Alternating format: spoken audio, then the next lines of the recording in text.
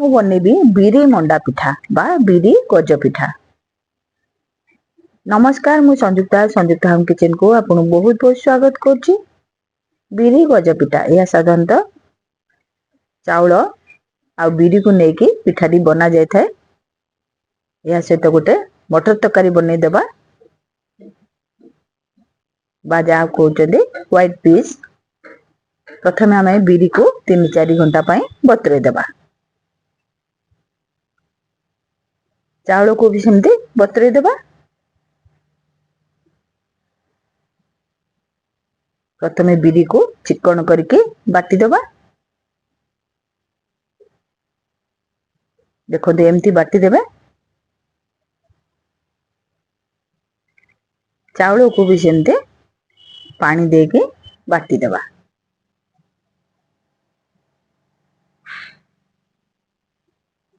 देखो चाउल तो एमती पतला करके हमें बाटी देचे। या को भल भाव फेंटी देबा। मटर को भी सेमती मु बतुरे देइथिले 3-4 घंटा पाई। मटर को हमें बहुत कम मसला रे आउ गोटे चामच घी रे पकेकी हमें गोटे बढ़िया तरकारीटे बनैबा। एथिरे बतुरा हैतिया मटर, अदा छेचा, टमाटर कटा, जीरा पाउडर, धनिया पाउडर, गरम मसला, हल्दी पाउडर, लंका पाउडर सबुतु हाफ चामच लेखे देबे। लुण स्वाद अनुसार, कसुरी मेथी ए सबको पकेकी पानी देके 3-4 हुइसिल दे देबा। देखंतु बिरी बट्टा रे मु अदा छेचा पके दोची। अदा छेचा पकेले बहुत बढ़िया बास्ना आसी थाए। एथिरे आपण पियाज कटा पकेकी भी करि पारंते। मु याकू बिना पियाज रसुण मु करिथिले। याकू लंका कटा छोट छोट करी काटिकी दे देबे। धनिया पत्र किछि पके देबे। गोटा जीरा गोटे चामच दे देबे। भल भाव फेंटी देबे।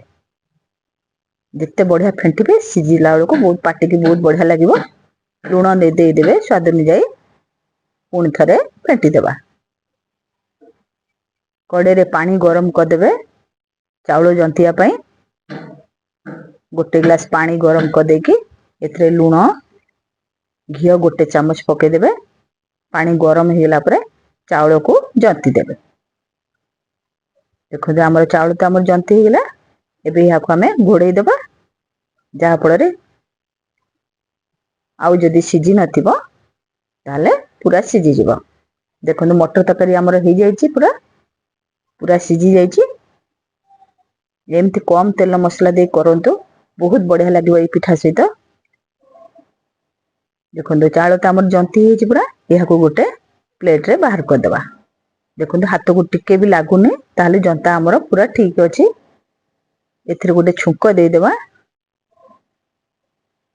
गोटा जीरा किछि घी गोटे चामच पकेकी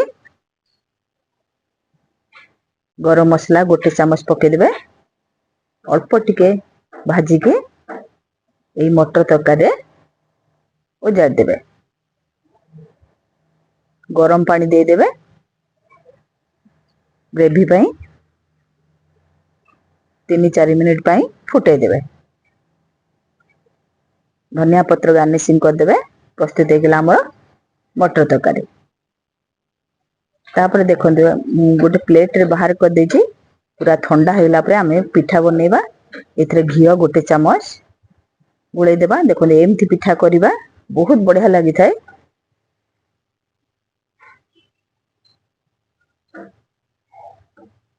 जेहेतु आर ना बिरी मंडा पिठा परी एमती खोल कर देबे। सेथिरे ए बिरी बट्टा को दे देबे। बिरी बट्टा को देके एमती डिजाइन करके सिजेबे।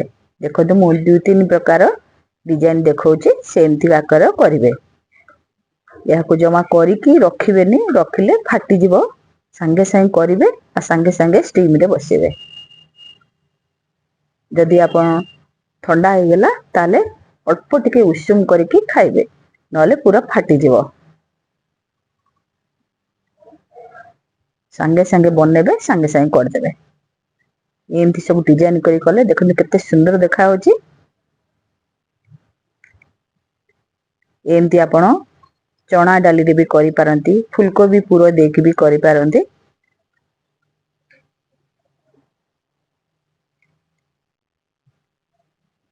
सब गुड़िक कर सारिके 15 मिनिट पर सिझे देबे।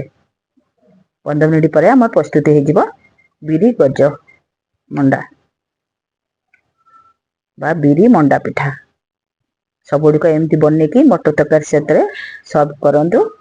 जदि मोर रेसिपी गुड़िक भल लगे लाइक शेयर सब्सक्राइब करेंगे, पाखे थी बेल आइकन क्लिक करेंगे जहाँद्वारा मोर अपलोड होता नुआ नुआ भिडियो नोटिफिकेशन पाइबे। कमेंट द्वारा जनइबे केमती रेसिपी।